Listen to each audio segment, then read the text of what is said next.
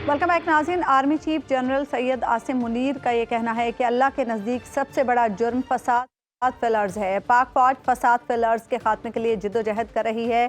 जो शरीयत और आइन को नहीं मानते उन्हें पाकिस्तानी नहीं मानते। किसी ने पाकिस्तान में इंतशार पैदा करने की कोशिश की तो रब्बे करीम की कसम हम उसके आगे खड़े हो जाएंगे। रियासत की अहमियत अगर जाननी है तो इराक, शाम और लीबिया से पूछें। इस्लामाबाद में उलमा मशाइख कॉन्फ्रेंस से खिताब में सिपह सालार का मजीद कहना था कि दुनिया की कोई ताकत पाकिस्तान को नुकसान नहीं पहुंचा सकती, क्योंकि ये मुल्क कायम रहने के लिए बना है। इस पाकिस्तान पर लाखों आसिम मुनीर, लाखों सियासतदान और लाखों उलमा कुर्बान, क्योंकि पाकिस्तान हमसे ज्यादा अहम है। बरी फौज के सरबराह ने कहा, एहतजाज करना है तो जरूर करें लेकिन पुरअमन रहें। सोशल मीडिया के जरिए इंतशार फैलाया जा रहा है। जराइम पेशा अफराद दहशतगर्दी की पुष्टपनाही कर रहे हैं।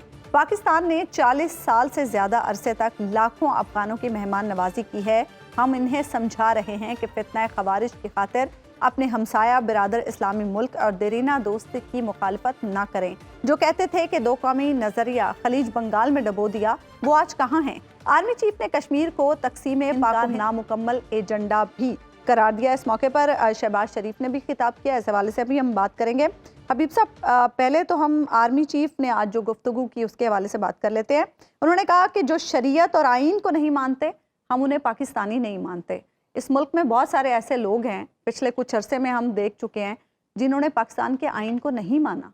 कुछ इदारे भी उसमें शामिल हैं। उनका कुछ हरकतें ऐसी हैं जिनकी वजह से लगता है कि उन्होंने आइन को नहीं माना। मिसाल के तौर पे जब PDM-1 की यानी वो हुकूमत जो 2022 में बनी थी और फिर वो 2023 तक कायम रही, उस हुकूमत ने सुप्रीम कोर्ट का हुक्म नहीं माना था जो जस्टिस उमर अता बंदयाल ने वाज़ेह तौर पे दिया था कि आपने पंजाब में फलां तारीख को इलेक्शन करवाने हैं, और उस हुक्म को उठा के रद्दी की टोकरी में डाल दिया गया और उन्होंने आइन दस्तूर का मजाक बना दिया, गोया दस्तूर को नहीं माना।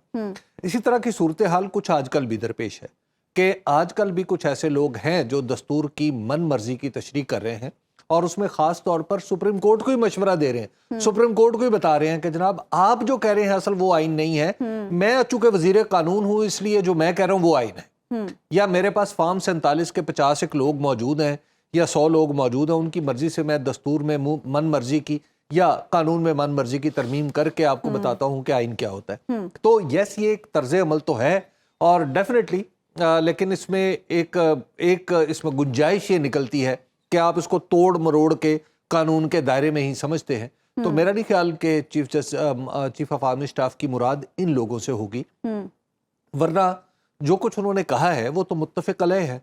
जो दस्तूर को नहीं मानता, जाहिर है उसको फिर वो तो उसके खिलाफ तो जंग होनी चाहिए, और जो पाकिस्तान के अंदर फसाद डालने की कोशिश करता है वो भी उसके खिलाफ भी जंग होनी चाहिए। और बेशक पाकिस्तान एक ऐसी एंटिटी है जिस पे कई चीजें कुर्बान की जा सकती हैं, लेकिन मैं ये समझता हूं कि आज की दुनिया में जो मुल्क हैं वो अपने अवाम के लिए वजूद में आते हैं। आप अवाम की जब हिफाजत हो रही होगी तो मुल्क की हिफाजत खुद ब खुद हो रही होगी। मुल्क ऐसी एंटिटी नहीं होता कि अवाम की हिफाजत ना हो रही हो लेकिन मुल्क की हिफाजत हो रही हो। और तीसरी बात यह है कि उन्होंने बिल्कुल बड़ी दुरुस्त बात कही कि लीबिया और इराक की और दीगर शाम की मिसालें आप लें कि जहाँ पे रियासत नहीं रहती, लेकिन इसके साथ साथ हमें उन रियासतों की मिसालें भी लेनी चाहिए जिन्होंने अपने शहरियों की बड़ी अच्छी तरह खिदमत की है।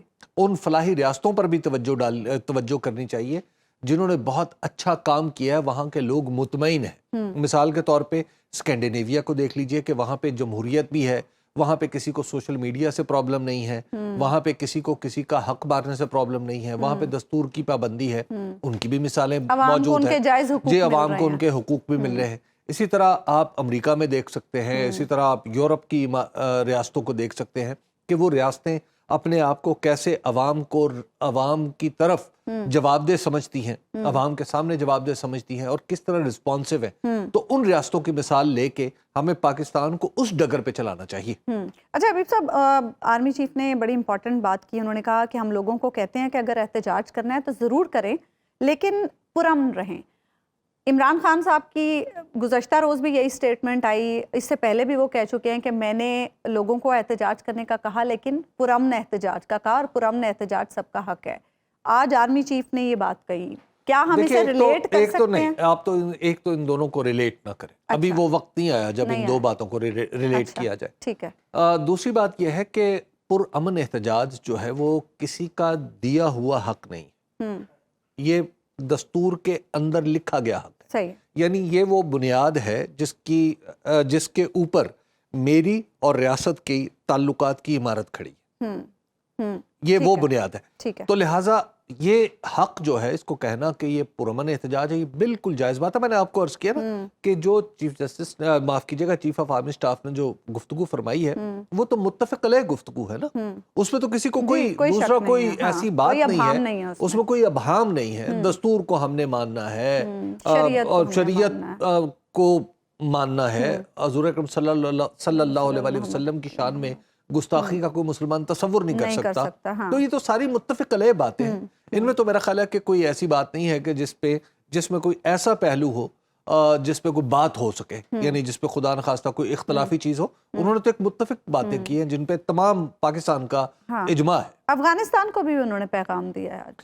دیکھیے یہ جو افغانستان کا معاملہ ہے نا، اس میں میری جو رائے ہے وہ تھوڑی سی مختلف ہے. اور مجھے اب آپ نے چونکہ چیف آف آرمی سٹاف کا نام لے لیا ہے تو ان سے اختلاف کرتے ہوئے ظاہر ہے پاکستان میں احتیاط کرنی چاہیے، کیونکہ خاص طور پر یہ قومی سلامتی کا معاملہ ہے. جو افغانستان میں جو کچھ ہو رہا ہے، افغانستان کے ساتھ جو کچھ ہمارے تعلقات ہیں، مجھے ایسے لگتا ہے کہ جیسے جی دست بستہ ہی ہے. مجھے ایسے لگتا ہے کہ اس پہ ہمیں ریویو کرنا چاہیے اپنی پالیسی پہ. ہم اس میں کئی جگہ ایسا لگتا ہے کہ جہاں پہ فائن ٹیوننگ اگر کر لی جائے تو معاملات اتنے خراب نہ ہوں جتنے آج دکھائی دیتے ہیں. ٹھیک ہے، اب اس سے زیادہ میں آپ سے اس پہ بات نہیں کروں گے. اچھا، علماء و مشائخ سے انہوں نے کہا کہ وہ شدت پسندی یا تفریق کے بجائے تحمل اور اتحاد کی ترغیب دیں. علماء اس میں کیسے کردار ادا کر سکتے ہیں؟ علماء جو آج ان کے سامنے تشریف رکھتے تھے ان میں سے شاید ہی کوئی ایسا ہو جس نے اتفاق کی تلقین نہ کی. اچھا، وہ اور طرح کے لوگ ہیں جو انتشار پھیلاتے ہیں یا لوگوں کے درمیان تفرقہ ڈالتے ہیں یا لوگوں کو کہتے ہیں کہ جناب فلاں کافر ہے، فلاں کافر ہے، فلاں کافر ہے. تو وہ اور طرح کے لوگ ہیں. آج ان کے سامنے جو آڈینس تھی علماء کی، ان میں سے بیشتر وہ تھے جو اس بات پہ پہلے ہی قائل ہے. اچھا حبیب صاحب، وزیر اعظم نے بھی آج وہاں پر خطاب کیا، وزیر اعظم شہباز شریف صاحب نے، اور انہوں نے کہا کہ جتنا تعاون آج حکومت اور آئینی اداروں کے درمیان ہے آج سے پہلے تو کبھی دیکھا ہی نہیں ہے. شہباز شریف صاحب نے جو بات کی، انہوں نے کہا 40 سال کی میں نے سیاست میں ایسا نہیں دیکھا. میرا خیال ہے کہ انہوں نے وقتی طور پہ یہ بات کر دی ہے، ورنہ 40 سال میں کیا اس سے پہلے بھی کئی مواقع آئے ہیں جب اتنا ہی زیادہ اتحاد اور اتفاق دیکھا جاتا تھا سول اور ملٹری سائیڈ پہ. مثال کے طور پہ ذوالفقار علی بھٹو کے دور میں یہ اتفاق موجود تھا اور بہت ہی گہرا اتفاق تھا.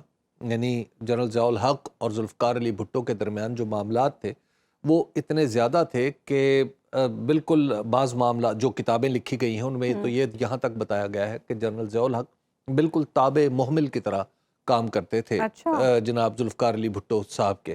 تو یہ تو اتفاق وہاں پہ اس وقت بھی موجود تھا. پھر ابھی ریسنٹلی کچھ عرصہ پہلے تک ایک پیج کی ہم بات سنا کرتے تھے 2018 سے آنورڈز ہم سنتے رہے. اس میں عمران خان صاحب کی حکومت تھی اور بہت سارے جو ان کے وزراء تھے وہ یہ دعویٰ کیا کرتے تھے کہ جتنا آج اتفاق اور اتحاد ہے اتنا تو کبھی بھی نہیں ہوا. ٹھیک ہے، ایک بریک ہم لیں گے ناظرین، بریک آئیں گے تو بات کریں گے عمران خان کے بیان کے حوالے.